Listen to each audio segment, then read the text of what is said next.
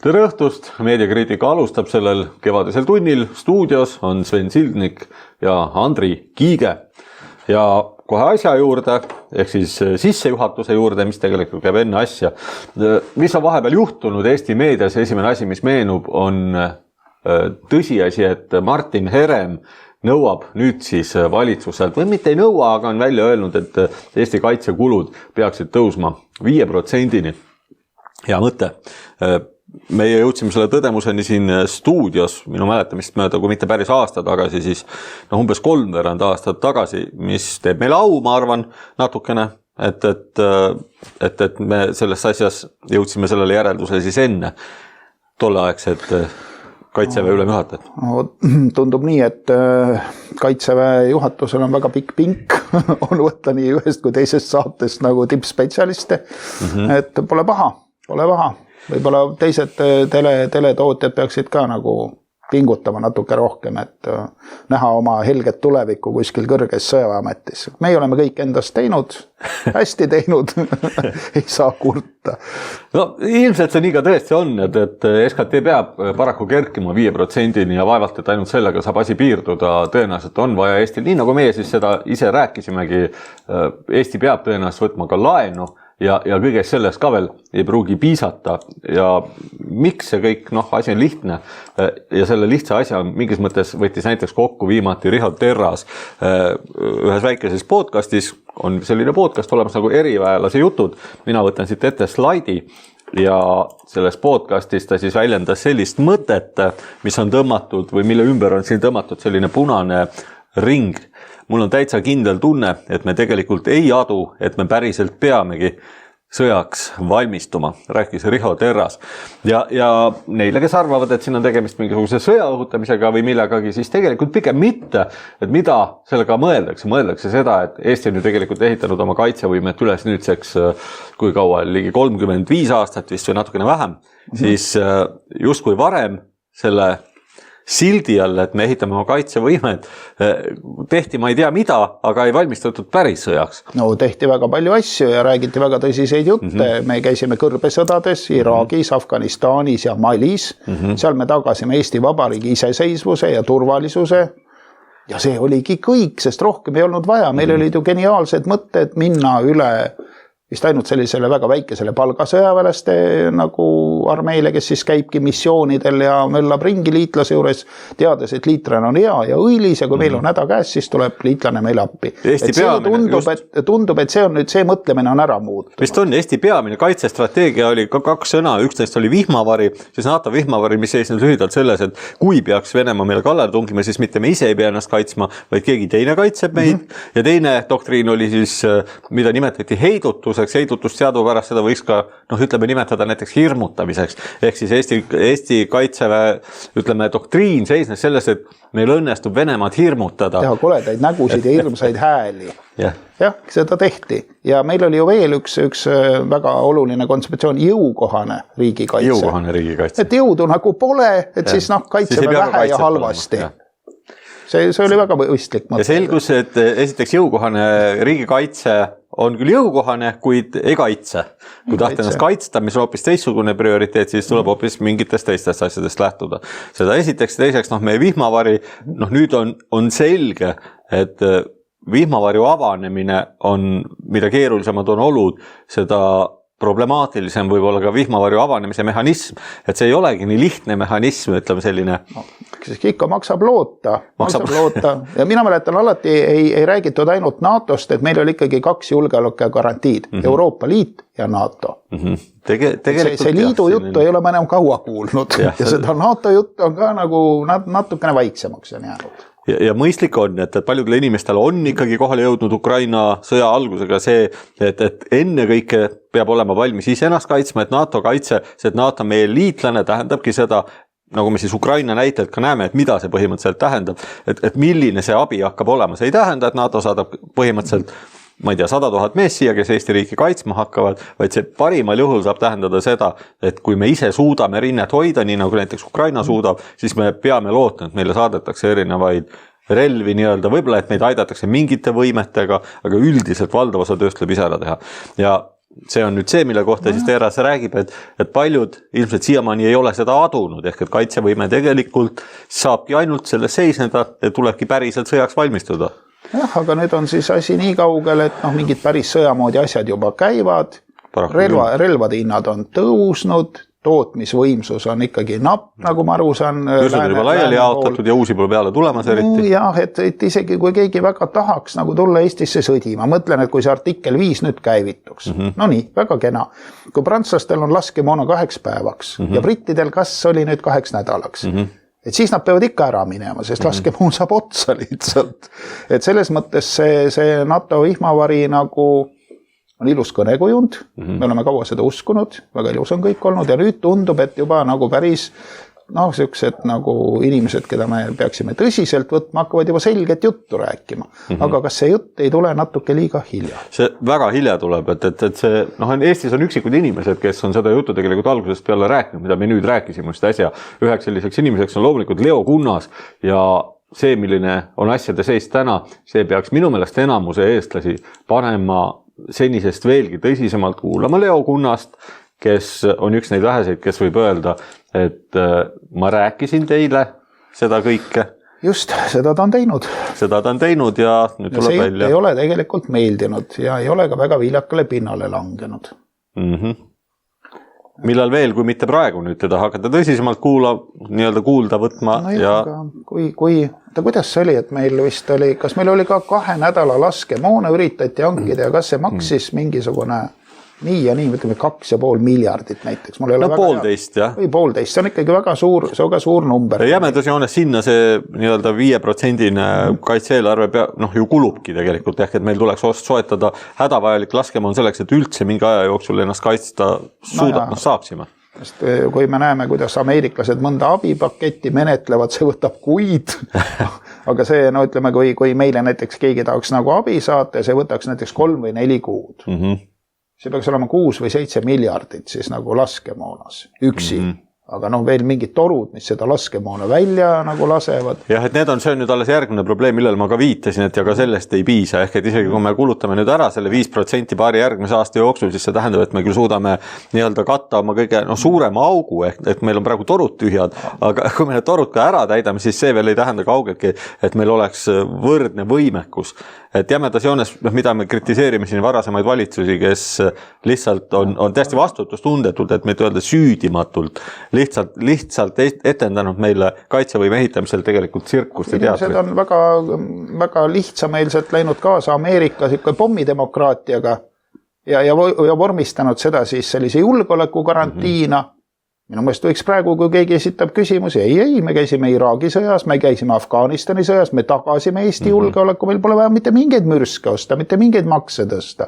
Ma arvan, et heidutus on praegu küll hästi käivatel, maksumaksja on heitunud, ma usun. Maksumaksjad on heidutud. Ka päris korralikult.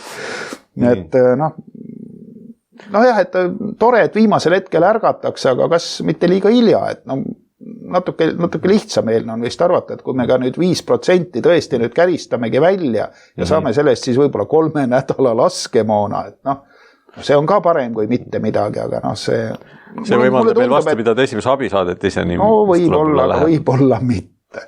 Teades, et seda abi on vähe tulemas, see abi tuleb väga visalt ja me ei tea, kas mõni konflikt veel kuskil lahti ei lähe, kus moon alati rohkem on tarvis, kui algas see Palestiina madin, siis tuli välja, et seal on rohkem vaja moona kui Ukrainas. No ja kui algab mingisugune Taiwani madin, siis tuleb välja, et seal on ilmselt veelgi rohkem. Et me kindlasti ei ole esimene prioriteet. Kindlasti. Ma kujutan ette niimoodi, et selles mõttes ma ei taha isegi lugeda ega kuulata, ma nagu ei näe varianti. Aga oluline teadmine on see tegelikult, et siiski on viimane hetk, ehk et asjad on nagu väga tõsised. See teadmine tegelikult on tähtis. Sellest on aru saadud, et asi on tõsine, räägitakse juba tõsist ja arusaadavat juttu, aga mõeldes selle peale, kui kaua on pekstud segast ja kui palju raha on lihtsalt tuulde lastud. ja ma ei ole lootusrikas selle peale. No ainukene, kuhu meie saame vaadata praegu nüüd või noh, mitte ainukene, aga kuhu võib-olla kõige mõistlik on praegu vaadata on tulevik, et minevikust me leiame ainult ebaõnnestumist just selles kitsas valdkonnas, noh tehtud on liiga vähe. Kui vaadata tulevikku, siis on nüüd oluline, et vähemalt nüüd võetakse asja tõsiselt ja kui saabub ka mingi hetkeline leevendus, et siis ei tõmmataks kõigile pidureid ja hakatakse jälle tegelema asendustegevustega, kui endal on tagumik paljas piltlikult öeldes, et võin kinnitada igal inimesele vähemalt enda kogemuse põhjal, ütleme vaenuliku relvaga vaenlase vastu satud olukorda, kus sa palja tagumikuga seisad, ainsaks relvaks käes viigileht, ei ole olukord, kus keegi tahaks olla ja isegi kui sa jõud on ebavõrdsed, siis on ikkagi märksa julgem tunne on kas või mingisuguse relvaga sellises olukorras ikkagi olla. No ja ma ikka rään siin, et siin tuleks nagu teha sellist nagu tagasiulatuvat meediakriitika tööd võib-olla sinna aega, kus seda saadet ei olnudki veel mitte. Et võib-olla ei oleks need asjad ka nii halvad, kui meedia oleks natuke selge mõistuslikum nendes küsimustes. Mitte lihtsalt jorutada kaasa nüüd mingisuguste globalistide pommidemokraatia luuludega. Ja öelda, et see tagab Eesti iseseisvuse aegade lõpuni. Nüüd me näeme, et ta ei taga midagi. Või näidata Taavi Rõivast jalutamas ütleme mingisuguse lennuväljal ja arutlemas mingisuguseid pseudoteemasid selle asemel, et küsida, et kas see julgeoleku seisukohalt on nagu tõsiselt võetav asi. Seda olukorras, kus Leo Kunnas räägib, et sõbrad, ärgake üles, lihtsalt ei võetud kuulda, pöörati kurk kõrv ette. Et võib-olla asi oleks hakanud veidi varem lahenema, kui keegi oleks üritanud asjadesse süveneda, natuke analüüsida, natuke mõelda. Aga näed, nagu ikka, ei tulnud selle pealegi. Lihtne on ametlikule takka kiita ja teha tarka nägu. Just nimelt. Siit läheme edasi. Sissejuhatuse teine pool ja lühem pool ütleb seda, et hoiatavad hääled erinevate ühiskondlike protsesside seas kõlavad ju tegelikult sageli, pidevalt, kogu aeg.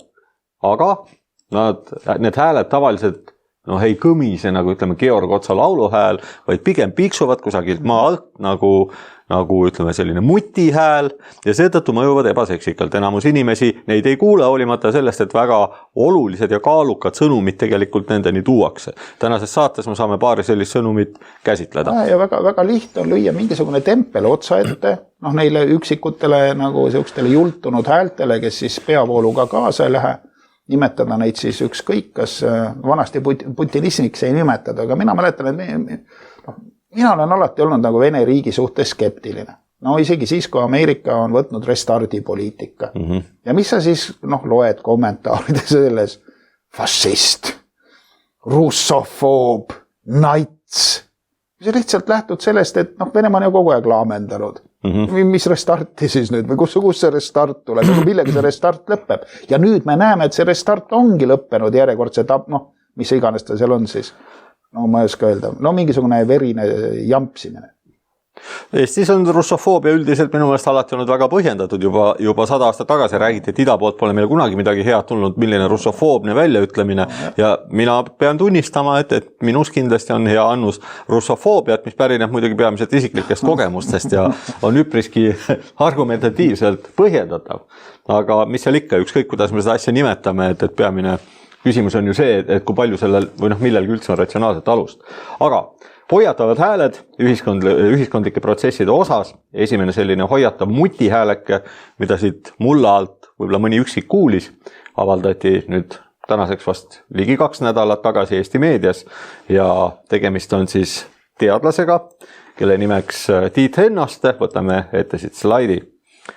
Ja Tiit Hennoste aeg-ajalt, õigemini mitte aeg-ajalt, aga kui talt küsitakse, ei pea paljuks vastata ja Hennoste on siis selline inimene, keda tuntakse kõigepealt filoloogina, filoloogiateadlasena ja sellele lisaks ka tegelikult on ta siis meediateadlane, et meediat on ta üpris palju uurinud, ilmselt üks enim meediat uurinud või üks kaalukamaid meediat uurivaid teadlasi.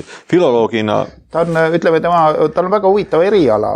Ta on kirjutanud Eesti modernistlikust kirjandusest, hüpetest modernismi poole, et väga põhjalik, väga ülevaatlik, väga huvitav teema iseendast ja soovitan lugeda. Ja kui temast mõtlejana rääkida, siis minu teada on ta vist vaadete poolest või sellise maailmavaate poolest kas vasakpoolne või midagi sellist, aga huvitaval kombel on temal üks ebameeldiv omadus. Ja see on see, et ta kipub oma mõtteid avaldama ausalt.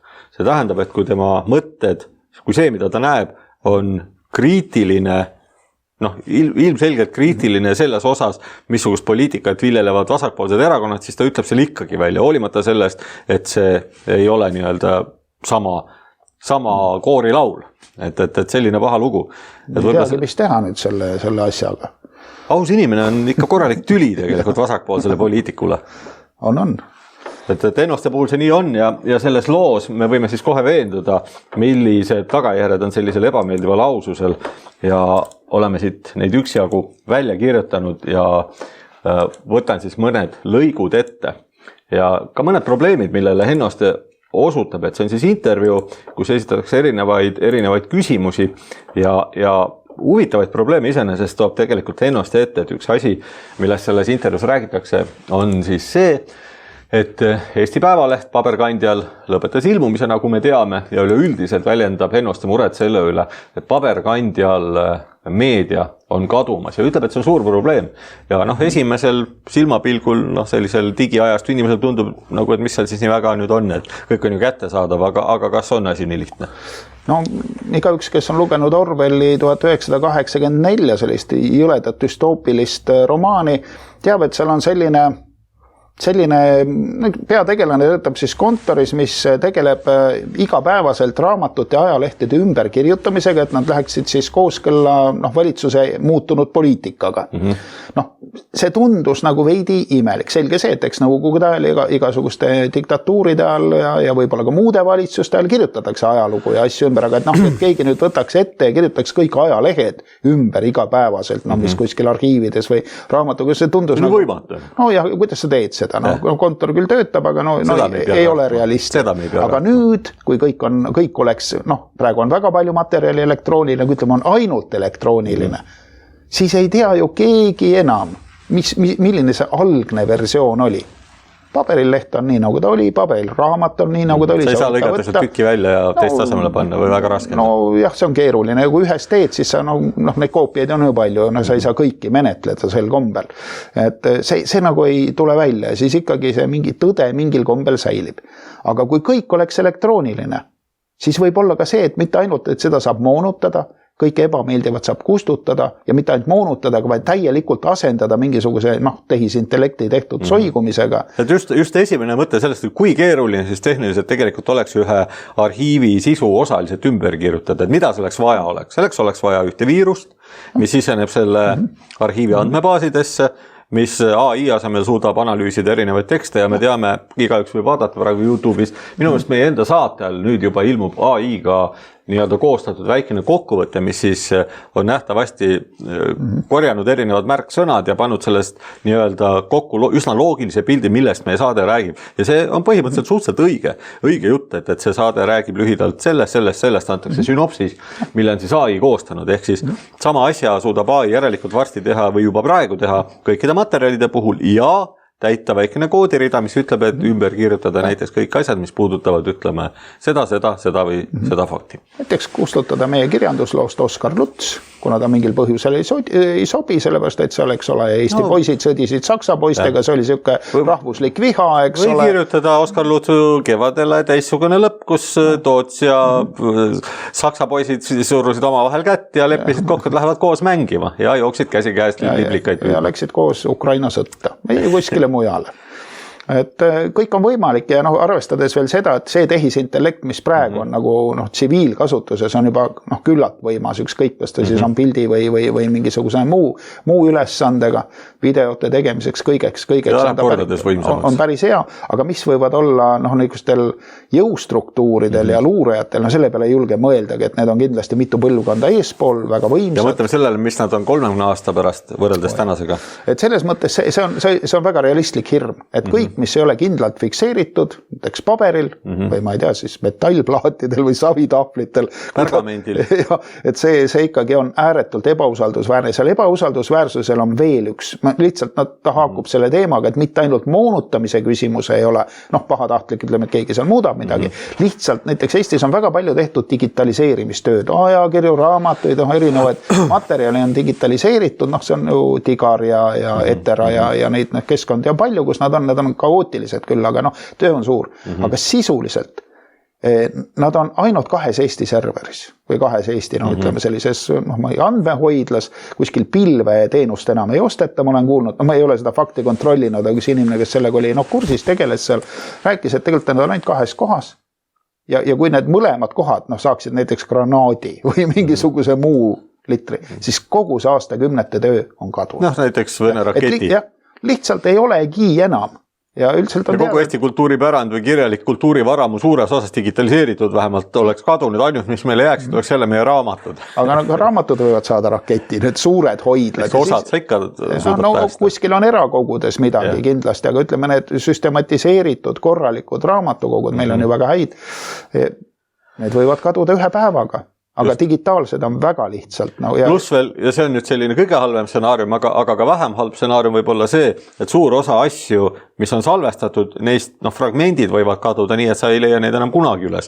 Et kas nad ongi esiteks, kui materjali hulk järjest kasvab ja seejuures väärtmaterjal on sellest väga väike osa, need saabub väga kiiresti päev, kus sa tegelikult enam vajalikku lihtsalt üles ei leia, või siis on siit-sealt fragmente kadunud ja neid ei ole võimalik taastada. Jah, kindlasti on huvi kellelgi mingi asi ära kaotada praegu ja alati võib ju leida mingi võimaluse seda teha, vähem või rohkem ebaseaduslikku.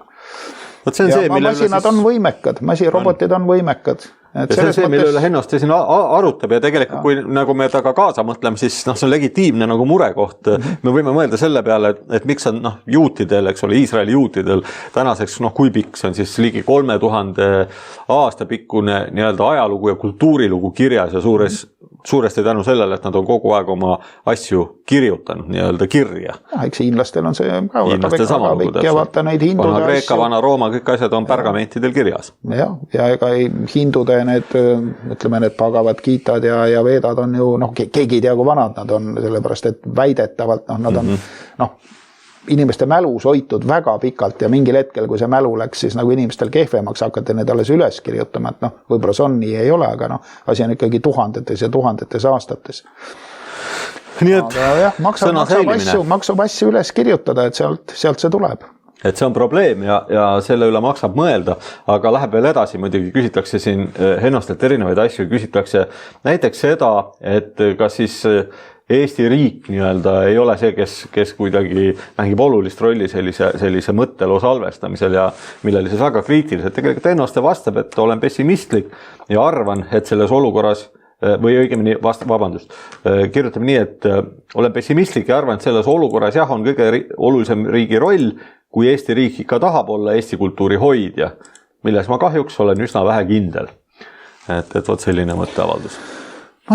Kas on siis raske mingi pilveteenus osta selle tohutu töö jaoks, mida on aastakümneid väga paljud erinevad kontorid teinud, mina küll ei näe, et see vähemalt selles elektrooniliselt nagu salvestatud kultuuri hoidmises püütakse nüüd väga palju tõsist tööd teha ja kui ma näen, et meie mõni kunstimuuseumi ametnik hakkab rääkima eestlaste rassismi süüst, selle asemel, et teha oma tööd, mis tal seal tööjuhendis kirjas on, siis või vaatame, mis on juhtunud okupatsioonide muuseumiga, millest on saanud homoseksuaalne vabamu. Et ma näen seda, et riik laseb täiesti rahu meeles mingitel aktivistidel kultuuriraha eest laamendada. See on see, millele ju tegelikult siin osutab Hennoste. Et 2 asja, mida ta põhiliselt kritiseerib, üks on ajakirjandus, mille kohta ta küsiti ja kui teha kokkuvõte, siis tegelikult on Hennoste siin oma kirjutises ajakirjanduse suhtes väga kriitiline ja kritiseerib ta ennekõike ajakirjanduse professionaalsust, seejärel ajakirjanduse eetikat ja siis lõpuks ka ajakirjanduse kultuuri või nii-öelda kultuuribaasi, millelt siis ajakirjandus tehakse. Et üks näide selle kohta veel, küsib näiteks ajakirjandus, kas ajakirjandus on midagi, või küsib ajakirjanik, kas ajakirjandus on siis midagi maha maganud, et selline vastandumine näiteks ühiskonnas on lihtsalt näide, millele siis Hennoste vastab, et ajakirjandus ei ole midagi maha maganud, vastupidi, ajakirjandus on vastandumisele pidevalt kaasa aidanud ja hoogu andnud, siis kattub ka sellega, mida meie oleme siin palju kordi öelnud. Mina läheksin veel nii kaugemale, ütleks, et ajakirjanduses on seda protsessi vedanud suuresti. Täpselt nii. Mitte midagi ära unustanud. Ta on oma korraldused väga täpselt täitnud ja teeb seda, mida temalt oodatakse, loomulikult. Ja selline mulje jääb, jah. Ja kindlasti ei ole siin tegemist mingi Eesti kultuuri ja rahva säilimise nagu eesmärgiga, vaid pigem vastupidi. Nõrgestamine, lõhestamine, häbistamine. Ja räägib veel Hennoste edasi ajakirjandusest, toob esile selle, et on järjest suurenenud ajakirjanduse toetumine kuulujuttudele, arvamustele, somesopale, nagu ta nimetab. Somesopp on mis? No, tõesti nagu siuke, noh, ma ei tea, kas see tuleb ingliskeelsest sõnast samm või siuke ebamääran midagi, miski. Ütleme siuke kindlalt defineerimata kogus või asi. Some, jah, see kuidagi miskit seal on, jah, midagi. Aga ma ei tea, see on minu oletus, et ma ei ole kuulnud varem sellist väljendit. Some. Ja, väga huvitav sõna. Ta kõlab eesti keeles kuidagi huvitava laenguga igatahes. Noh, jah, siuke ingliskeelne hämar või ebaselge või midagi sellist. Udu, jah. Soga. Midagi sellist nagu soga. Kõlab umbes niimoodi. Küsitakse lõpuks selle ajakirjanduse lõpuosas veel selliseid asju näiteks, et üks oluline asi, mida ütleb jah, et oleme seda minust mingi 1,5 aastas vähemalt juba, kui mitte 2 aastas ka rääkinud, ütleb, et Eesti ajakirjanduseetika koodeks vajab kiiret uuendamist, et mina olen sellest rääkinud umbes ise, ma arvan, korda 50 viimase paari aasta jooksul. Sellest võib ju 100 korda rääkida, aga nagu sellest, nagu siiani ka nüüd nii hirmus halb ei ole olnud, seal on ju mingid tõeterad olemas, mingid väärtused on ikkagi enam-vähem paigas, sellest lihtsalt ei tehta välja. Ajakirjanduse eesmärgid on hoopis midagi muud, kui nad vanasti olid. See ei ole enam püüdlemine tõe poole, vaid ikkagi teenuse osutamine neile, kes maksavad. Ja see kunagi, millega pärast ma näen, ei maksta tõe eest, otse vastupidi valetamise eest. Aga mina kutsuks Tiit Hennostet üles ajakirjanduse eetika koodeks esiteks ise valmis kirjutama ja seejärel arutama teda 4, 5, 6, 7, 8 akadeemilise inimesega, Eesti inimesega, keda ta hindab kõige kompetentsemaks sellise asja koostamisel enda kõrval seda läbi arutama ja kooskõlastamas ja oleks selline asi tegelikult olemas, isegi kui keegi seda ei võta endale kohustuseks täita, annaks see kas või meediakriitikutele, aga igale lihtsale inimesele tegelikult selge orientiiri, millega meediat võrrelda. Täna ongi tõesti peamine probleem see, et puudub adekvaatne mõttelooline alus, adekvaatne mõte, alusmõte puudub. No see mõte on ikkagi, ma arvan, et kirjeldada tegelikkust ja rääkida tõtt. No ta on natukene komplitseeritum, see on väga hästi lihtne selline. No see on väga lihtne, aga kui isegi seda ei ole ja sellele töötatakse põhimõtteliselt vastu, okei, me võime palgata 200 kõige paremat spetsialisti, maksta neile 400 000 eurot ja saada suurepärase eetika. Siis me võtame selle eetika ja läheme sellega Vilja Kiisleri juurde ja mis siis edasi saab? Vilja Kiisler loeb, mõtleb, jah, eksisin, nüüd hakkan korralikult asja tegema. Ma ei usu millegi pärast, et see nii läheb. No vähemalt tuleb see lugejale mingisuguse sellise kujuteldava, ütleme, mõtte, millega Vilja Kiisleri vastu pead koputada. Ma arvan, et iga normaalne inimene saab isegi aru, kes see Kiisler on ja mida ta teeb. Muidugi võiks, võib-olla on parem, kui see eetika on parem, aga kuna ma arvan, et see ikkagi oleks hea. Minu vastin oleks ikkagi Ehkki selge on, et see need asjad, mis sa tõid, need kuuluvad, ütleme, 5 sellise peamise universaalse ajakirjanduspõhimõtte hulka, et räägi tõtt, eks ole, see peaks ilmselt olema kas number 1 või 2 ja järgmine on kajasta fakte objektiivselt ja tõetruult. Ja, et see ei ole nii keeruline aru saada. Ma arvan, et asi ei ole selles, et näiteks Vilja Kiisler ei saa nüüd üldse aru tegelikkusest. No väike kahtlus on, et ei saagi, aga pigem see ikka ei ole niimoodi. Pigem see ei ole niimoodi. Aga ütleme nii, et korralikult vormistatud selline kokkuvõtlik, koondlik ajakirjanduseetika põhimõttestik, ütleme selline, mis on võetav, ütleme 20 punkti, ta tõenäoliselt annaks palju parema aluse kritiseerida, mis tahes inimesele tänavalt Vilja Kiislerit, kui ta eksib konkreetsete põhimõtete vastu. Seda küll, aga ma arvan, et normaalne inimene saab sellega niikuinii hakkama ja tegelikult eks suurem osa neist... No ilma meediapädevuseta ei pruugi. Tegelikkuse pädevus võiks ju inimestel olemas siiski olla, kuigi palju inimesed elavad ja näevad, mis toimub ja mingi elukogemus ikka.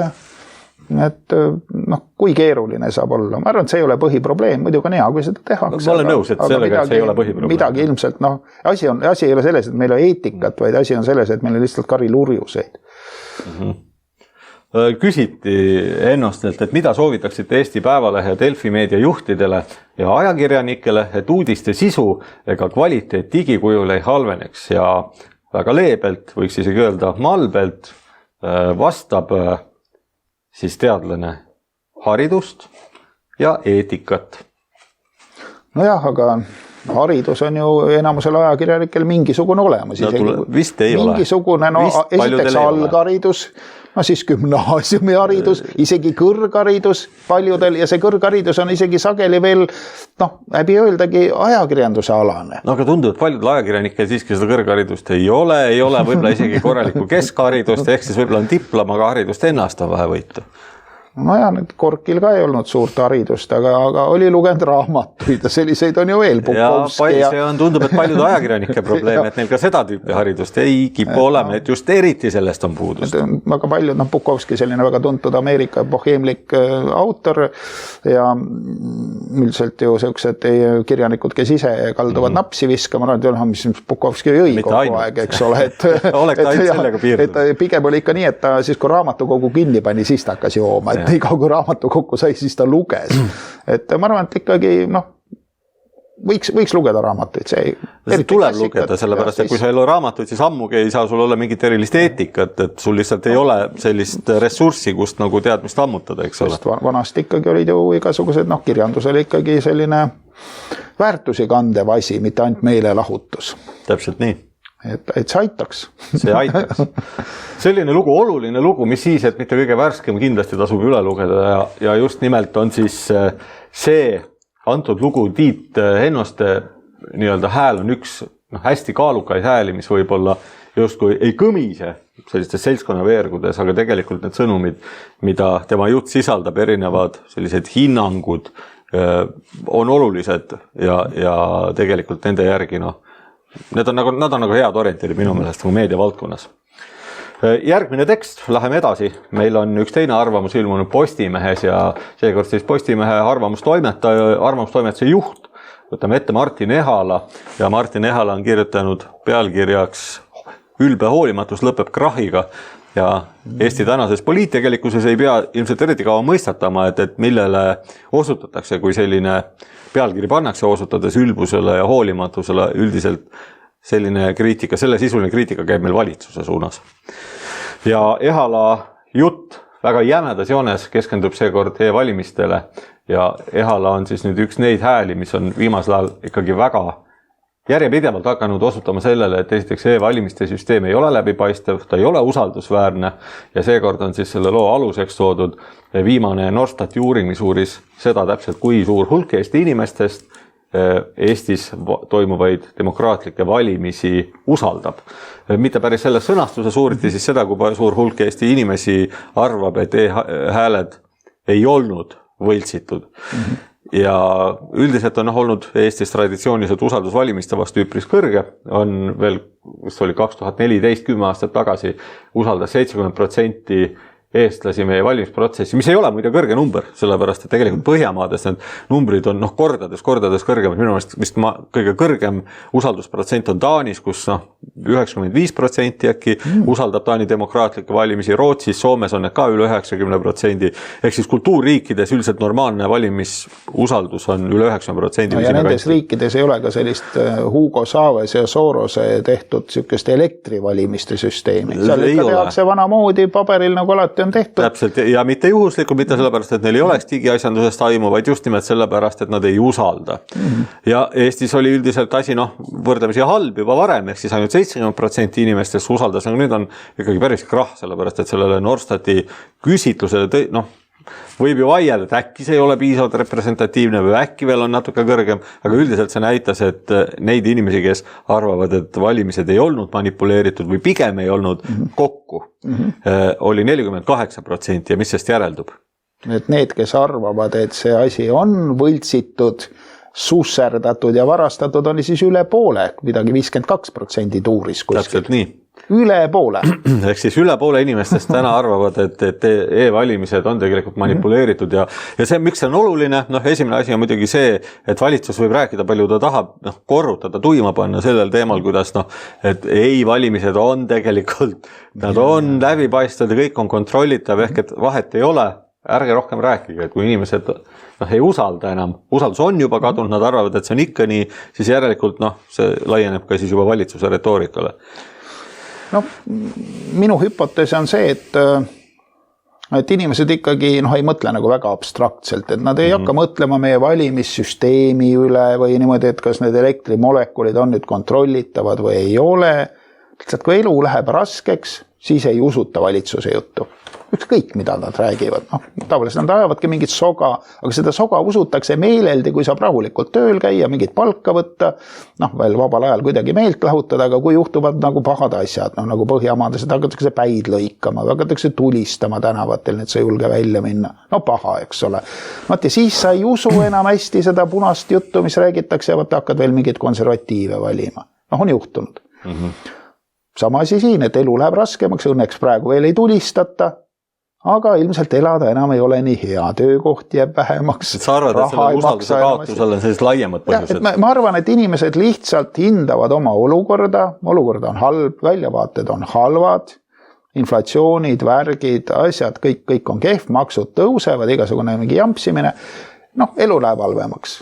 Järelikult ma ei usu enam midagi, mis mulle räägitakse. Et mina arvan, et see käib niimoodi, et elukogemus on nagu see, mille järgi siis nagu hinnatakse juttu, mida sulle räägitakse. Pole tähtis, mis jutt see on. Tähtis on see, kas su elukvaliteet on hea või ei ole, ja kui elukvaliteet läheb järsku nagu halvemaks, siis sa muutud skeptiliseks selle jutu vastu, mida räägitakse. See on minu hüpotees. See võib muidugi nii olla, et sellise mõtte kasuks räägiks, ütleme, oletus, et suur osa neist inimestest, kes täna ütlevad, et nad usaldavad e-valimisi või nad arvavad, et need ei olnud manipuleeritud, et need inimesed suuremas osas on tegelikult inimesed üks kahest, kes ei ole tegelikult ennast viinud tänase e-valimiste süsteemiga detailselt kurssi. Nad ei tunne esiteks riske, mida see sisaldab, nad ei ole kursis nende asjaoludega, kuidas täpselt see kontrollimine, väidetav kontrollimisvõimalus välja näeb, ehk siis arvutiekraani õllitamine, kus mingi kood jookseb ja nii edasi. Või siis teine võimalus, millele sina osutasid? Aga tegemist on ma arvan, et ei saagi olla, et enamus inimesi nüüd oskaks nagu seda, kõik kasutame arvutit, ma ju ei tea, mis siin sees täpselt toimub ja kuidas see käib, eks, aga kuidas need programmid jooksevad, kuidas see asi kõik seal toimub. Keerulises olukorras paljud inimesed toetuvad ekspertidele ja paraku on nii, et kõik sõltumatud eksperdid viimasel praktiliselt, keda me oleme kuulanud, räägivad kõik nagu ühest suust läbi aastat ühte sama juttu. Ainsad eksperdid, kes ütlevad, et e-valimised on usaldusväärsed, on riigi valimisameti, kes ehk siis selle eest ise vastutavad inimesed, kes on selle süsteemi osalised. See ei jäta head muljet. Head muljet ei jäta ka see, et mitte ükski riik sarnast süsteemi ikka, peaaegu mitte ükski riik seda ei kasuta. Ikka sisuliselt mitte ükski riik. Üks on Venemaa, kes kasutab ja teine oli vist üks riik veel, kes mingi emiraadid või midagi kasutas osaliselt seda. Et selles mõttes iseendast peaks asi olema selge ilma igasuguse ekspertiisita. Keegi seda jama ei kasuta, järelikult ei peaks ka meie seda tegema. Aga et asi oleks veelgi selgem, siis ikkagi eksperdid nagu ühes suust kõik ütlevad, et asi on väga halb ja teised riigid seda just sellepärast ei kasuta, et ta ei ole kontrollitav ja ta ei ole lõpuni usaldusväärne. Selles olukorras tulla rääkima, et kõik on usaldusväärne, kõik on hästi, on siis just see, mida nimetab Martin Ehala ülbeks hoolimatuseks ja ka seda teisiti ei olegi võimalik nagu nimetada. Et minul on siin isiklik eneseleidmise kogemus, tähendab isiklik selline enesearengu kogemus. Ehk et alustasin mina täiesti suvalise sellise, ütleme 4-5 aastat tagasi oli minul täiesti sügavalt ükskõik sellest, mida need e-valimised edasi kujutasid. Mulle Keskerakond ei meeldinud, ma uskusin, et Keskerakond kraaksub lihtsalt kiusu pärast, et see on mingisugune teema, mida üleval hoida. Tõsi, ei olnud siis ma ka süvenenud selle asja sisusse. Kuna Keskerakond oli mulle antipaatne, mulle sobis. Aga saabus päev, kus asi hakkas mind huvitama. Tõsi, jah, seal olid nagu rahvuslikud sellised, kuna rahvuslikud erakonnad asusid selle vastu sõna võtma, hakkas see ka mulle ühel hetkel huvi pakkuma ja mul tekkis puhta sportlik huvi, et mis siis on, et kas või selleks, et ümber lükata see asi. Et kui see kriitika ei ole põhjendatud, siis on lihtne sealt näidata, et siin tegelikult ikkagi nii ei ole ja nii edasi. Ja tuli see asi detailselt selgeks teha. Ja mida rohkem ma hakkasin lugema neid erinevaid raporteid, puhtalt uudishimus, täiesti erapooletust uudishimust seejuures alguses. Oli näha, et need argumendid, mida raportid välja tõid, olid väga konkreetsed ja iga järgneva argument jäi siis selge vastuseta, ehk et need jäidki õhku rippuma, need olid probleemid, millele tegelikult meie valimissüsteemis vastust ei ole, see ongi must auk, osutatakse probleemile, et siin on selline probleem, kuidas on see lahendatud, sellele siis praktiliselt alati võis lõpuks leida mingisuguse riigi valimisteenistuse või mingisuguse Tarvi Martensi või kellegi sellise üldsõnalise vastuse, mis põhimõtteliselt osutas sellele, et usaldage meid. Ja siin on nüüd suur loogikaviga, ehk et mis saab siis, kui inimene kes neid vastuseid loeb, ei usalda neid. Mina ei usalda, ei ole algusest peale usaldanud. Siis on suur probleem, siis sa ei saa, siis on e-valimised väga, väga problemaatilised, sellepärast, et tänases probleem ei ole ainult valimises on see, et valimiste tulemusel on meil valitsus, mida me ei saa usaldada, sest me ei tea, kust ta on tulnud ja milliste häältega. Sest need, kui natukenegi süveneda kogu sellesse e-valimiste värki, seal on palju kummalisi anomaaliaid, seal tekitatakse juurde mingeid valijaid ja kõike, mida seal veel on, kuidas nagu proportsionaalselt ühel parteil on nagu näiteks e-hääli nii palju ja paberhääli nii palju, teisel ei ole täpselt vastupidi ja see ei ole nagu mingis mõttes loogiline, kui natukenegi neid numbreid vaadata.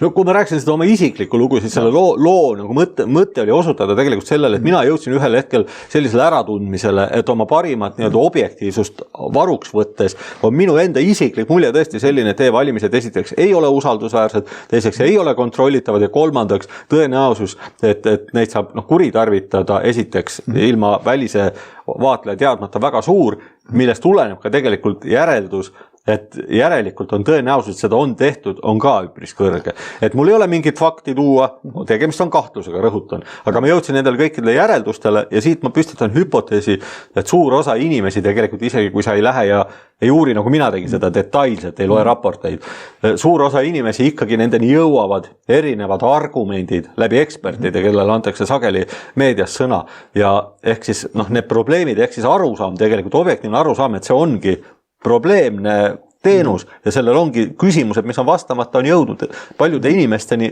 kes olenemata oma vaadetes peavad vähemalt ausameelsusest tunnistama, et see ei ole hea süsteem, et see on ebausaldusväärne, tõenäoliselt manipuleeritav ja ei ole kontrollitav.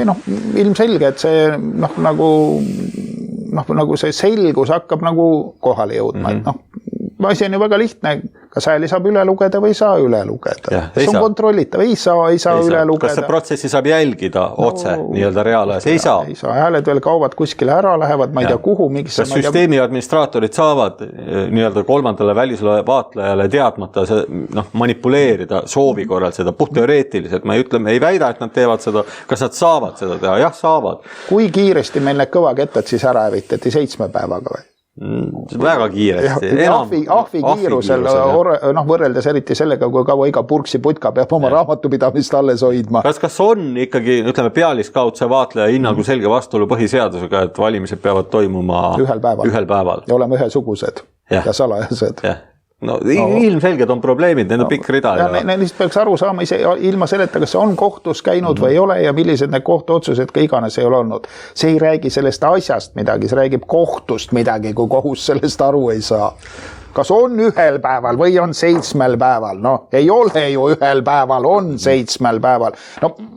Mida veel on vaja rääkida? Seda, et meie Sveniga seda juttu räägime, võib-olla meie vaataja jaoks ei ole üllatus. Me oleme olnud nüüd kriitiliselt tänaseks siin ikkagi üsna pikalt selle süsteemi suhtes ja üsna vaikselt on hakanud juhtuma, see on siis see, millele me tahame siin tähelepanu osutada, selline asi, et järjest rohkem erinevaid inimesi, kellel ei ole mingit pistmist tegelikult EKRE-ga, isegi vastupidi, näiteks Martin Ehala on ju EKRE suhtes olnud ikkagi varem väga kriitiline aeg-ajalt.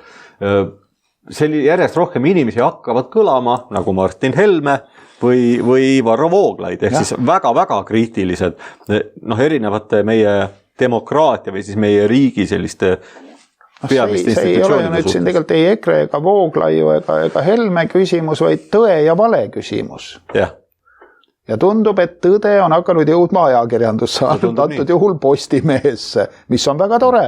Ja nii olulises küsimuses nagu valimised, terve mõistuslik seisukoht on alati väga teretulnud. Ja lihtsalt imelik on see, et me peame siin seda nagu õnnistust nagu niimoodi esile tõstma ja selle üle vaimustusse sattuma, et selline asi on nüüd juhtunud, et ajakirjandus kirjutab tõde, avaldab terve mõistuslikke seisukohti. Pikalt on juhtunud olnud ju niimoodi, et kui keegi räägib tõtt, siis see kõlab nii radikaalselt, et paljudel inimestel, ütleme, kes on pealiskaudsed või kes ei ole süvenenud detailidesse, on raskusi uskumisega, et see saab olla tõde. Et on raske näiteks uskuda, et Eesti valimissüsteem, kehtiv valimissüsteem, mida nad on pimesi usaldanud, mis on osa nende riigi identiteedist, on ju, et see tegelikult ei ole usaldusväärne ja lihtsalt üldse ei ole usaldusväärne ja ta ei ole kontrollitav. Inimestel ongi väga raske nagu uskuda selliseid nagu halbu asju, näiteks seda, et meid valitseb kamplurjuseid. vaata, tal on tegelikult ju pintsak seljas, siis sile nägu ees ja vaata, rääkis kliimast ka. Hea ju, tahab maailma päästa. Aga tegelikult. Ja tema, inimesel on ilmselt ka raske sellisel oma rumalust tunnistada, eks see ju siis ju tegelikult tunnistataks ka iseenese lühinägelikkust meie usaldasime ja mis on veelgi halvem, see tegelikult üks loogiline järeldus on, et kui meil ei ole valimisi, mis oleksid ausad ja legitiimsed, me võime vaielda nende legitiimsus, ütleme, kohtuniku tõestuse kohta, seda täna ei ole, et tegemist on sellise nii-öelda kodaniku hinnanguga, aga kui oletada, et valimised ei ole legitiimsed, seab see ju kogu meie demokraatliku süsteemi nii-öelda kogu korra, riigi korra alge sellise selgroo kahtluse alla. Ja inimestel on väga raske kaasa minna selle ideega, et tegelikult meil valitseb teatud selline anarhia või ma ei tea, meil on valimised kirjas peavad toimuma ühel päeval, need toimuvad, ma ei tea, seal võib-olla, ma ei tea, kui kaua, nädala näiteks või rohkem isegi. Aga mis veelgi, kuidas see siis nüüd seaduslik on? No selles ma läheks kaugele. Ma ütlen, et siin ei ole isegi see e-valimised ei ole nagu nii tähtis asi ja kas nad on nüüd kontrollitavad või ei ole või nad kindlasti ei ole ja kindlasti on nad pettus, aga juba lihtsalt see, et nad ei ole nii ilmselgelt on nii ilmselgelt seadusega vastuolus. No osadele inimestele võib jätta sellise mulje, et okei, see on selline tehnikaaliti, et kas on nüüd nii tähtsad, kas nad on ühel või kahel päeval. Aga siin peab rõhutama seda, et kui inimesed ei usalda valimisi, kui oletada, et tegelikult valimised on manipuleeritavad, mis kannab endas omakorda siis varjatud eeldusena võimalust, et nad ongi manipuleeritud, millest järelduks, et meil on olemas mingi tõenäosus, ei tea kui suur tõenäosus, aga on olemas tõenäosus, et meie tänane valitsus tegelikult on smuugeldanud ennast mingi pettuse abil, et tegelikult ei ole mingit mandaati. Ja mulle jääb mulje, et see tõenäosus on umbes 100%. Ma ei tea, kas ta on 100, aga see võimalus on vaieldamatult olemas. Ja see on suur, nagu inimestele tundub, et kui ikkagi suurem osa ei usalda, siis mina ei ole oma usaldamatuses üksi ja ma ei ole mingisugune putinistist vandenõuteoreetik, mis tavaline normaalne inimene selle seisukoha valguses. Aga siit tuleb nüüd tulebki probleem. Martin Ehala, võtan siit 2 tema mõtted kokku, mis on selle teksti peamised mõtted, ma loen need ette ja siis võib iga inimene ise otsustada, üks neist räägib usaldusest demokraatia vastu, mis on siis, just arutlesime selle seost valimisega, et usaldus demokraatia vastu püsib seadustel ja veelgi rohkem seaduse tavasid austaval poliitilisel kultuuril, nii edasi. Kui reegleid ja tavasid hakatakse massiliselt eirama oma huvist lähtuvalt, viib see kultuuri hävimiseni, mida iseregulatsiooni korras parandada pole võimalik. See on hetk, kus öeldakse, et rahvas on haige ning kehtestatakse vaikiv ajastu või diktatuur. Eesti ei ole sellest enam kaugel. Ja see nüüd ei ole Martin Helme, kes räägib, see ei ole Varro Vooglaid, see on Martin Ehala, Postimehe arvamustoimetuse juht. Ja veelgi teine mõte, mis on mingis mõttes veelgi tõsisem, ja see on siis peamine asi, millele sellest tekstist tähelepanu pöörata, mis näitab tegelikult, et arvamused nagu oleks siin EKRE kuidagi räuskaks või midagi, et need räuskavad arvamused on siis nüüd jõudnud Postimehe arvamustoimetus, ehk siis Postimehe juhtkonda välja. Postimees on hakanud retoorikat tegema. Jah, Postimees on hakanud tegema EKRE retoorikat, see kõlab nii. Tänases fookuses soovitab USA küberturbe ekspert David Levine koostada pärast Europarlamendi valimisi põhjalik analüüs valimiste kohta. Tegelikult vajab analüüsi ja saneerimist Eesti demokraatia tervikuna. No tegelikult oleks see analüüs teha enne valimisi, mitte pärast. Võib-olla natuke hilja pärast, aga enne oleks mõistlikum teha. Eurovalimiste osas võib-olla on juba hilja, samas kui palju need meie elu mõjutavad, aga meil on varsti tulevad järgmised Riigikogu valimised. Mõne inimese elu mõjutab see väga palju.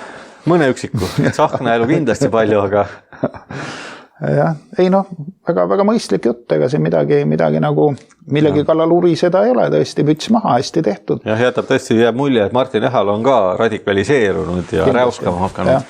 Ja ega seal putinismini on ainult lühike samm. See on väikene kuke samm. Nüüd on ainult küsimus, et kes radikaliseerub järgmisena Eesti, ütleme, ajakirjanikest või mõtlejatest, et millal radikaliseeruvad, ütleme, siin on mitmed juba radikaliseerus ka Tiit Ennoste, millal radikaliseerub, ütleme, Mihkel Mutt, ammu on juba radikaliseerunud Hando Runnel näiteks. No mina võtan seda Vilja Kiisleri radikaliseerumise hetke. Pikki silmi. Seda sa ilmselt jäädki ootama, aga mulle tundub, et... Ära ole nii kindel. Ta oli kunagi Delfis tõesti mõistlik ajakirjanik, kui ta alustas. Väga ammu. Võib-olla. Aga kui rääkida selles vaimus radikaliseerumises, siis mina enam ei imestaks, kui ühel päeval juhtub see, et president Alar Karis radikaliseerub ja räuskab täpselt samal viisil, nagu siin praegu Martin Ehala. Siin tuleks millegi peal hakata kihla vedama. No järgmine kandidaat kõigepealt on Priit Hõbemägi, kes peaks radikaliseeruma kritiseeruma järgmisena Postimehes ja tema on ikkagi suhteliselt selline isamaaline mees ja niigi on juba tema jutud olnud kohati selline päris korralik vihkav põhiseaduse preambuli tsiteerimine, eks ole. Siit on ainult kukesamm kriitikani Eesti demokraatia suhtes, mis põhineb e-valimistel, mida keegi kontrollida ei saa. No, demokraatia on ju väga lihtne asi, see on siis see mehhanism, kuidas kõrgema võimukandja rahvas oma tahet nagu teostab. Need on valimised, mis siis tunduvad suurele osale inimestest võltsitud ja teine asi referendumid, mida meil ei korraldata. Mis oleks siis lihtne, kui tõesti keegi tahaks siin, ütleme, et meil on valitsus, kes näeb, valitseme siin neid eestlasi ja ukrainlasi, et nad on nüüd, neile ei meeldi enam, nad ei usalda meie valimist, aga anname neile siis referendumid nagu Šveitsis, kui meil on mingi oluline küsimus, paneme selle referendumile, ega siis Euroopa Liiduga liitumine ei olnud ju ainus oluline küsimus, meil on siin maksude tõstmise küsimus, meil on igasugused sõjaabide küsimused, meil olid siin vahepeal süstimise küsimused, küsimusi on palju, las siis inimesed otsustavad, kui keeruline see referendumi tegemine siis on. No, kui väike Šveits saab sellega hakka, miks siis suur riik Eesti ei saa? Tead, Sven, referendumid on radikaalidele rohkem, et ei, meil on selline rahulik riik, rahulik üldiselt kultuurne, avatud riik, läänemeelne riik, euroopalik riik ei vii läbi referendumeid, et referendumid on radikaalidele, räuskavatele radikaalidele rohkem ja sama lugu on ka valimistega, ehk siis sellised läbipaistvad, ühetaoliselt kontrollitavad valimised on räuskavatele radikaalidele, sama lugu ka referendumitega, et pabervalimisi võikski edaspidi nimetada siis retoorilisteks valimisteks. Sellised halvad valimised. Jah, need on sellised ebamoraalsed valimised. Selline huvitav peeglite tagune maailm. Aga jah, veidrad arengud tõesti, nagu väga jootakski, et siit hakkab niimoodi, et need hakkavadki tõtt rääkima nüüd. Millega see asi võib lõppeda? No mingis mõttes on niimoodi, et tegelikult sellele osutab see Hennoste intervjuu tegelikult või see Hennoste jutt ka, et Hennoste annab mõista, et meil on vaikiv ajastu tegelikult ju päris lähedal. Et siin on ainult kukesamm jäänud ja ma hakkasin mõtlema, et mis meid siis tegelikult näiteks de facto vaikivast ajastust lahutab ja ma jõudsin järeldus, et tegelikult see veelahe on tõesti, meid lahutab sellest ainult üks asi tehniliselt. Vapside vangistamine. Ei. Täna, mis nii-öelda ainus viimane lukuriiv, see on Postimehe kontsern. Ehk et kui Eestis üks kontsern nii-öelda muutuks kontrollitavaks, siis muutuks automaatselt tõenäoliselt vaikiva ajastu kehtestamine lihtsasti teostatavaks. Sest mida tegelikult riik vajab selleks, et vaikivat ajastust teostada lisaks tsensuurile, ametile, institutsioonile, see on põhimõtteliselt meedia ainult, ajakirjandus. Ja nagu me teame, siis ajakirjandusest on meil... Opositsioon tuli ka esiteks nagu likvideerida füüsiliselt ja Riigikogu saata puhkusele, aga maksta palka edasi. Jah, et opositsiooni saabki alati uuesti saata puhkusele, kui vaja on, seda võib alustada sellest, et kõigepealt võtta neilt ära erinevaid põhiseadusega ette nähtud või seadustega ette nähtud õigusi tasapisi, näiteks vaheaegade võtmine, obstruktsiooni ja nii edasi, sellised parlamentaarse... Ma ei tea, kas seal midagi järgi enam jäänud ongi. Midagi veel ilmselt on, aga just võeti saalis istumise sõna võivad võtta ja küsimusi võivad esitada. Aga ilmselt seda saab ka piirata tõenäoliselt, sest nagu ütles vist Ülle Madise, või see käinud küsimuste esitamise kohta, aga et obstruktsioon ei tohi ka muutuda kuritahtlikuks, järelikult see loogika kehtib ka küsimuste suhtes, et küsimused ei tohi kurja pilguga vahtimine ka käib nagu küsimused ei tohi muutuda ka tülikateks. Ja muidugi see segab tööd. Segab seaduste vastuvõtmist. Riigi valitsemist. Aga jämedas joones see on meedia tegelikult ainult, mis lahutab ühte sõltumatut vabariiki. Aga ärme unustame sotsiaalmeediat, mis on täielikult stalinistlik, täielikult tsenseeritud. Sellest on juba hoolt kantud. See on tegelikult ju tänapäeval väga võimas osa meediast, võib-olla isegi suurem osa, kui palju mõtle selle peale, kui palju inimesi veedavad aega Facebookis ja YouTube'is päevas, võrreldes sellega, kui palju nad veedavad aega Postimehe nagu asju vaadates või lugedes. Ütleme, Postimehe tekstid, eks ole, jõuavad enam veel sotsiaalmeedias, me saame sotsiaalmeedias jagada piltlikult ja ehalla teksti, kus sa saad selle olulise mõtte kätte. Aga lihtsalt tahan nagu sellele öelda, et see aeg, kui palju inimesed nagu kulutavad Postimehele, ma oletan niimoodi ja keskelt läbi mingisuguses Facebookis aelemisel on ikkagi, et see läheb Facebooki kasuks. Ei, seda kindlasti. See on täiesti kontrollitud ja seda ei tee isegi Eesti riik. Eesti riik lihtsalt laseb mingitel erafirmadel ja luureorganisatsioonidel täielikku terrorit nagu korraldada ja sõnavabadust piirata oma kodanikel. Viga väärikas riik paneks selle asja kinni, ei laseks seda maale üldse, kui seda ei saa kontrollile allutada. olgu need näite toodud selleks, et iga inimene ise näeks, et tegelikult vaikivast ajastust ei lahuta meid kaugeltki nii suur hulk maad, kui võiks arvata, tegelikult see maa vaikiva ajastu nii puhttehniliselt on väga väike, et see on väga väike samm tegelikult, mida oleks vaja. Iseasi on nüüd nii-öelda jultumus seda teha või siis ma ei tea, kas seda saab nimetada poliitiliseks otsuseks või kuritegelikeks. Kui sa saad e-valimistega ennast hoida võimul, sa ei peagi tegema sellist nagu võimuhaaramis nagu asja nagu Päts tegi oma seltskonnaga. No midagi ei juhtu. Et sa saad lihtsalt selle asja veidi peenemalt ära teha. Tagada oma sellise võimu lihtsalt mingi teistsuguse sigadusega. Sa paned lihtsalt tuima, istud seal võimul edasi, ütled, et mina ei näe, miks ma peaksin, mul on hääled, mul on mandaat, palkad 50 suhtekorraldajad, palkad erinevad kompaniid, kes teevad sulle erinevaid, ütleme, kampaaniaid, annad kroonikale intervjuud kokkuvõttes, enam-vähem püsib sinu see toetus ka seal, ütleme, suudad hoida reitingut kunstlike vahenditega seal kusagil 10-15 vahel neid lolle, ütleme, kes arvavad, et kõik on okei, noh. Ja justkui oleks nagu asi tundub, et neid lolle jäi nüüd natukene vähemaks selle Nordstati uuringu järgi. Vähemalt kes neid lolle, kes siis seda e-valimist uskusid, on jäänud vähemusse. Loodame, et neid jääb veel vähemaks. Igal juhul sellised tõsised tekstid, need tasub lugeda. Me hüppame siit edasi nüüd ja üks veidikene teisest teemast, probleem, mis on ka ilmnenud, võib-olla see on osade jaoks šokk. Me oleme igal juhul Sveniga šokis, täielikus šokis, sest meie ei oleks osanud sellist asja aimatagi. Ja millest on jutt? No kõigepealt, eks ole, sellise ettevõtte nagu Bolt, võtame siit ette ka slaidi, sellise ettevõtte nagu Bolt, suht endine lobist, ühel hetkel suhteliselt tühja koha pealt pannakse majandusministeeriumi asekantsleriks. No mis saaks nagu valesti minna, mis probleem, mis saaks olla sellises asjas valesti, no õelad on need, kes hakkavad rääkima, nüüd endine Bolti lobist hakkab seal majandusministeeriumis Boltile lobi tegema. Need on kadedad endast edukamate ja targemate peale, kes saavad ministeeriumisse tööle ja nemad lollakad ei saanud kaotajad, hälvikud ja luuserid. Ei suuda nagu mõjuda veenvalt, ei ole teeneid, mille eest tööle võtta, aga näed, võeti parim, kes Eestis võtta entukas. Oli. Säravate silmadega entukas võeti tööle. Ja näed, ja teeb nüüd seda asja, mida ta siis on teinud, seda, mida ta oskab väga hästi teha. No sellises olukorras on selge, et see on eduprojekt, eks ole, see ei saa ebaõnnestuda, me olime Sveniga alguses eos kindlad, midagi ei saa valesti minna. Ja isegi siis, kui nüüd tuli järgmine uudis, võtame ette, et kuidas Pakosta blokeeris ELAKis platvormitöö direktiivi arutelu, aga see tuli nüüd peale seda, kui Euroactivis tilkus siis välja see eelmine uudis, eks ole, et nagu oleks Bolt üritanud kommunikatsiooniministeeriumi kaudu teha Euroopas just lobitööd ja kelle kaudu siis enne üllatus selle sama Sandra Särava kaudu. Ja meie Sveniga meeldamata nagu vaip mõlemal jalgalt ära. Seda ei olnud meie oodanud. Paljusid asju oleksime meie kahtlustanud. Mina ei usu seda praegu. Sa ei usu siiamaani, ka mina. Ma olen eituses. Mõlemad Sveniga eituses. Tõenäoliselt on tegemist infooperatsiooniga, mitte midagi sellist ei ole juhtunud. Need süüdistused on alusetud. Kõik oli täpselt vastupidi.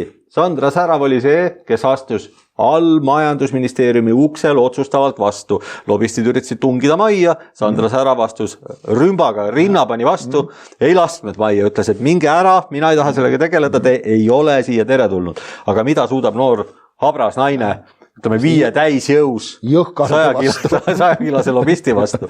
Mitte midagi. Rulliti vaesest noorest neiust üle, rippus, haaras jalast kinni, lohises järgi, niimoodi lohistati inimest, kivi põranda peal, lihti visati, väärkoheldi ja öeldi halvasti, solvati. Mida kõik ei juhtunud? Inimene võitles viimase veretilgani. Aga läks nii, et jõudis ikkagi üles kabinetidesse see kiri ikkagi kohale. Ja nüüd on siis sellised lood, et need muidugi on öelad inimesed asunud süüdistama just seda endist lobisti, et tema nüüd on siis see paharett. No tere tali. Kuidas te tulete sellise asja peale, et noore entusiastliku entuka inimese tunnas hakkate loopima sellist kriitikat? No mida sina sellest asjast arvad? Tehakse ülekohut? Lihtsalt inimese elu rikuti praegu ära ilma asjata. Ta oleks saanud Euroopa Liitu edasi kuskile kõrge ameti peale. Ta oleks saanud Bolti seda asja takistada. Järgmine peaminister, kõigepealt majandusminister. Võib-olla peaminister, võib-olla president. Vähemalt siis kirjanike liidu esinaine, sest ta on naissoost. Ja, no seda ametit saab pidada ka presidendi ameti kõrvalt, ma arvan, see üks ei välista teist. Tühitähi, kõik teed olid talle valla. Ja andekas inimene, 3-4 ametit. Säravad silmad. Ja kindlasti saaks kuskile kaalukotta või sellisesse kohta Euroopasse. No kahtlemata. aga nüüd selline laim. Mul ei ole sõnu. Meil kummalgi ei ole sõnu, igatahes meie ei osanud sellist asja küll arvata, õnneks on siiski õiglus maailmas säilinud ja on ausaid inimesi Eesti riigis, kes ei lase ennast sellisest tühjast ähjast häirida ja üheks selliseks inimeseks on minister Riisalo, kes ütleb, et Särav jätkab kindlasti asekantsleri ametis, pole mingit probleemi. Ja tegelikult, aga mis probleemist me üldse räägime, mis siis nii väga toimus? No ühesõnaga toimus seda, et üks eraettevõtte lobist läks riigi ametisse ja tegi minu hinnangul seda lobi asja seal korralikult edasi. Sa veel unustasid ära, kõigepealt Bolti endine lobist läks millegipärast majandusministeeriumi kantsleriks, esimene imelik asi, teiseks öeldi talle kohe, et ei maksa minna, et hakkad seal ju lobi tegema, mille peale inimene siirast silmaga vaatas otsa, ütles, ei hakka, ausõna. Pole kunagi teinud. Pole teinud, ega ikka kavatse teha nii. Selgus, et hakkas küll tegema, mis tähendab seda, et kõigepealt et võis ka kavatseda, luiskas ja lisaks sellele veel tegi seda, mida paljud kahtlustasid, et ta just nimelt tegema hakkabki. Ja nüüd me küsime siis retooriliselt, andis see ka tulemusi, kas see andis ka tulemusi? Ja seda me nägime nüüd siis sellest Liisa Pakosta uudisest, kus selgub, et andis küll.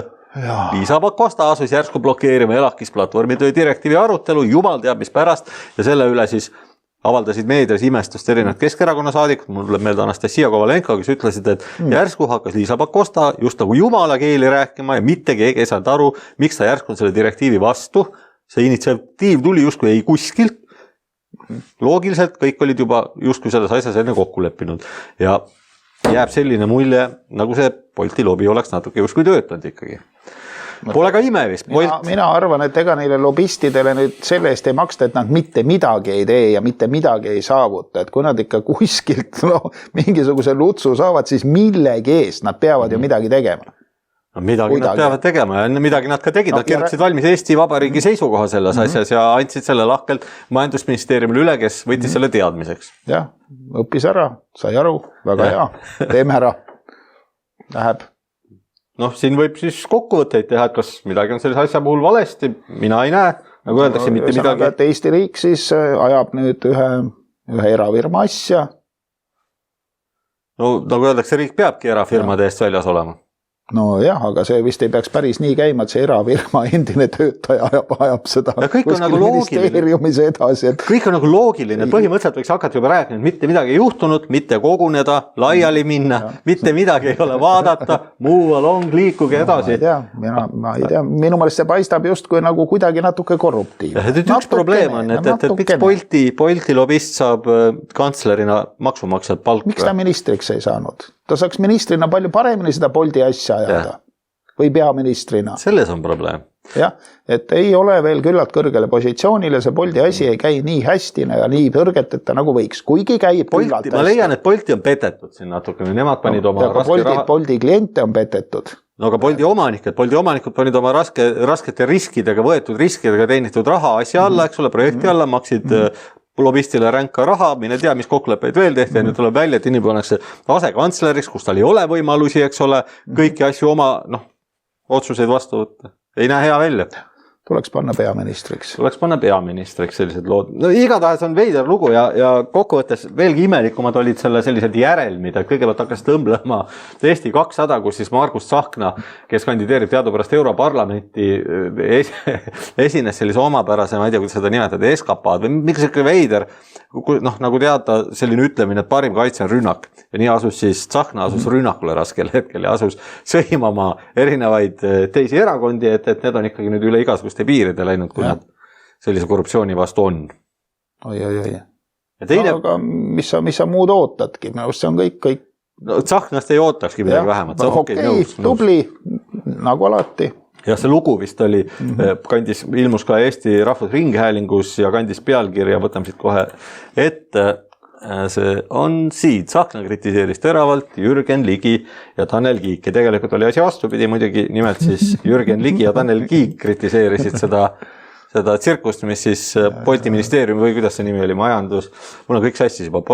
Las ta jääb Bolti ministeeriumi. Bolti ministeeriumis toimuvat kritiseerisid, ja kirjutab siin, ja see, mida siis Tsahkna rääkis, oli ikka päris veider jutt. näiteks huvitav, kelle maksudest Jürgen Ligi ja Tanel Kiik elavad. See, et ettevõtjad oma huvides seisavad, on normaalne. Eesti riik peab samuti oma ettevõtte huvides seisma nii, nagu seda teevad kõik teised riigid. Kurb on vaadata seda klaperjahte platvormi majanduse teemal, nagu oleks Bolt ühe väga suure Eesti tööandja ja maksumaksjani mingid kurjategijad. Kust need targad poliitikud kujutavad ette, et riik targutavad, poliitikud kujutavad ette, et riigieelarvesse raha laekub, kui mitte Eesti ettevõtte? Sa tead, kui palju see Bolt makse maksab? Täpselt ei tea. Ma ka ei tea, aga ma tahaks teada. No nad maksavad midagi, nende kontor on Eestis, erinevalt paljudest, kes on juba tegelikult ammu oma kontorid ära viinud. Ehkki ma ei ole lõpuni kindel, et kõik Bolti nii-öelda ärioperatsioonid Eestis, aga mingid maksud kindlasti maksavad Eestile. Jah, ma natuke kahtlen. Bolt minu teada hoiab oma ühte kontorit kindlasti Eestis. Ei, no selge, et kontor on ja mingid maksud on, aga kas see nüüd nagu selline asi on, millega saaks Jürgenit üleval pidada nagu võib-olla Jürgenit võib-olla mitte, aga igatahes selles mõttes Jürgen tegelikult oli selles siin nagu aus mees, et kirjutas Jürgen Ligi siis piinlik kuulamine. See oli siis nüüd talle juba järjekordne jälle.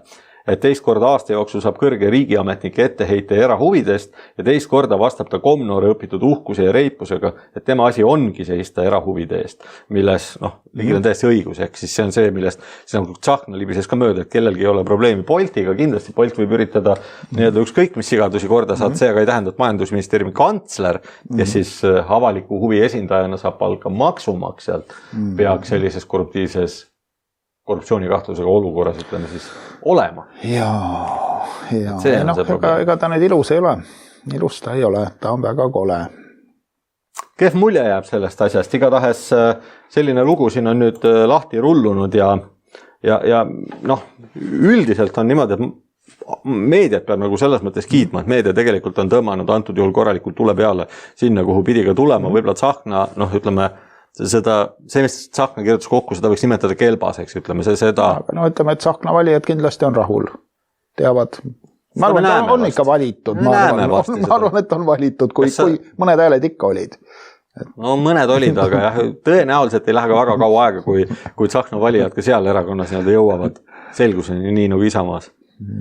No igatahes ainukene asi, mis minule kokkuvõttes selle asja juures valmistas nagu üllatust, oli Mikk Salu, kes minu meelest on olnud enamasti üks selline põhjalikumaid ajakirjanike seas. Ja Salu kirjutas tegelikult just nagu Tsahkna loo jätku ja jättis väga veidra mulje, et kus siin selles Mikk Salu loos on nii-öelda avalik huvi esindatud. Ja võib-olla on seal lobi esindatud, ega me ei tea. Ei tea, et Salu ei ole kunagi jätnud varem sellist muljet nagu... Seda küll... Igal juhul sellise loo ta siis kokku kirjutas ja asus ka siis argumenteerima selle kasuks, et Eesti riik peabki justkui peaks Bolti kätel kandma ja nii edasi, kõik on tore. Ainuke küsimus on selles, et küsimus ei ole siin Boltis, et küsimus on majandusministeeriumi kantsleris, kes tuli siis ministeeriumisse juba nii-öelda kriitikaga ses osas, et see olukord endise ettevõtja lobistina näeb halva välja, eks siis halb on juba see nii-öelda valik, isiku valik selles kantsleriks, eks ole. Ja siis sellele järgnevad tegevused, mida ei ole üks. Näitavad, et kahtlused olid siiski põhjendatud ja kõhklused. Just. Ta algas kõigepealt sellest, et millegipärast unustas ära mainimata oma huvide deklaratsioonis talle kuuluvad Bolti optsioonid. Seejärel asus ta rääkima, et need optsioonid olevat täiesti väärtusetud, mis on vale. Ja siis neil ei ole väärtust, nii-öelda realiseerimisväärtust otsest teab mis kõrget, võib-olla kohe ehk ka see väärtus on olemas. Neil kindlasti on täna mingi väärtus. Kes arvab, et see on vale, siis võib julgustada Sandra Säravat kinkima kõik oma optsioone Svenile, sellepärast, et neil niikuinii ei ole ma võin need ise põlema panna, need väärtused. Pole vaja, hoia alles. Need väärtusetud aktsiad võivad sulle olla üks ilusamaid üllatusi sinu elus. Ei usu mina midagi, sealt ei tule midagi, see Bolt on üks. No kuna need on väärtusetud, Säravas on siis kinkigu need kohe ära parem, need ei ole mõtet hoida, need niikuinii väärtust ei ole. Ainult tüli, jah. Et aga see oli siis nagu üks sellistest asjadest. Nüüd järgmine on siis see nii-öelda edasi saadetud kiri, ehk et ütleb, et tema ei tahtnud tegeleda, aga enne üllatust Bolt ikkagi oma nii-öelda kasutas tegelikult siis haabina või selle kanalina, kuhu oma lobi sisse suruda just nimelt Sandra Säravat, mille ta siis veel omakorda unustas esiteks kirja panemata, nii-öelda lobi kirja panemata ja teiseks siis nagu selgus üleüldse on see nii-öelda lobistide register seal ministeeriumis ei toimi, ehk siis ei panda asju kirja. See tähendab tegelikult, et ilmselt Bolti lobi on seal käinud kogu aeg ja me ei saa seda kontrollida. Aga ütleme, et maksab ennast lohutada sellega, et ega see nagu palju suuremates ja palju nagu siukstes, ütleme Ameerika tüüpiga tõesti väga suures riigis ei käi oluliselt teistmoodi. Pigem üldse ainult lobi juhibki riiki. See, mis nagu valimistel käib, see on üks asi, aga see, et valimisteks raha saada, selleks sa pead saama lobistidega hästi läbi, eriti need, kes suuremat raha esindavad.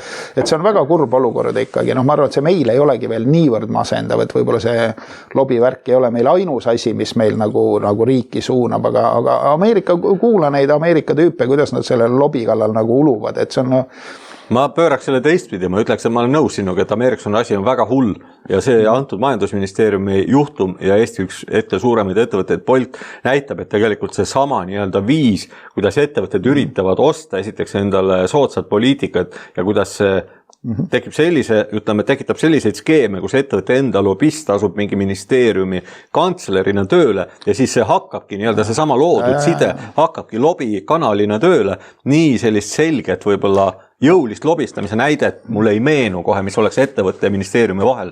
Ehk et see tegelikult on väga märgiline. Ameerikas ikkagi nad üritavad mingitest reeglitest kinni pidada. No seal on, aga tegelikult need reeglid, see on silmamoondus ja... Ei, muidugi, aga selge see, et see ei ole, mingi lobi ja valija tahe ei ole üks ja sama asi. No, ilmselgelt ei ole. Nad on pigem täpselt vastupidised asjad, et ettevõtte tahe... Jah, et sa valid mingisuguse poliitiku, sest ta räägib sulle mingit juttu, aga siis ta võtab lobistide raha ja hakkab tegema mingit lobistide asja, mingi firma huvides. Ja kui siin edasi arutada, siis tegelikult paraku selle sama asekantsleri jutud, ka teised jutud, kus sul ei ole võimalik ära tõestada, et see justkui on lobi, aga sul on väga raske tegelikult sellist kantslerit maksumaksjana usaldada, kes hakkab rääkima sellist juttu, et minu üks esimesi tegevusi saab olema see, et mingisugused tööimmigratsiooni numbrid ära muuta ja mis siis väga tähelt kattub praktiliselt tegelikult sellega, mis on selle sama ettevõtte, mille lobist oli selle ettevõtte agenda, ehk siis ettevõtte, mis kasutab odavtööjõudu, kes on suures osas immigrantide taustaga. Ja mõlemad räägivad ühte sama juttu, eks ole. Ja minu meelest odav tööjõud ei anna ka väga palju makse. No ei anna, jah. Ja tekitab väga palju sotsiaalseid probleeme ja nii edasi. Just nimelt. Aga see on nii Bolti kui Wolti siis ärimudel, odaval tööjõul baseeruv. Seda vist ei ole ilus orjapidamiseks nimetada. No sellele on vihjatud. Päris järjest rohkem kuuldub seda, et mõlemad ettevõtted käivad oma töötajatega sellistel viisidel ringi, mis ei tee au, ütleme. Nende inimeste sellisele vabale tohtele. Igatahes sellised lood, et see on nagu hästi tõsine juhtum ja muret tekitava muidugi, või ma ei tea, kas see muret tekitav ootuspärane on see, et Eesti 200 on öelnud, et mingit probleemi ei ole, mitte koguneda, liikuda edasi, mitte takistada liiklust, mitte midagi vaadata ei ole. Kiitus meediale, see on saanud hea kajastuse ja selles osas välja arvatud siis see Veider Salu jutt, kes justkui tulistas antud juhul avalikust huvist täiesti mööda ja mingil põhjusel, täiesti arusaamatul põhjusel keegi ju peab ka kandma Eesti ajakirjanduse traditsioone. Ei ole nüüd niimoodi, et kõik hakkavad tõtt rääkima.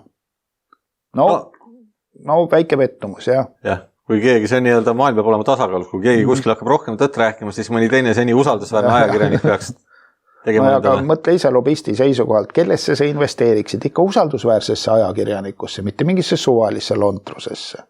Minu arust on väga hästi tehtud. Professionaalne. Salu tekst mind jättis sügavasse hämmingusse. Mul on raske aru saada, kus on saab sellises jutus olla avalik huvi, nii et... Ei olegi. Mina ka ei näe seda. Sellega on tänase saate teemad suuresti ammendatud, üks asi meil jäi vaatajatele võlgu, selle me võtame järgmise nädala saates ette ja sooline palgalõhe on ikka selline asi, millest on tore rääkida ja see siis juba järgmine nädal. Mis teeb meil jälle südame soojaks. No rõõmsa elevusega, mina olen väga elevil, sellepärast et me saame järgmise nädalal jällegi palgalõhest rääkida, nagu on kombeks öelda, me mõlemad Sveniga oleme väga elevil. Ja elevil olles jätame teid nädalaks ajaks siis ka elevile, et siis juba kõik koos elevil järgmisel nädalal uuesti kohtuda. Head õhtut! Kohtumiseni!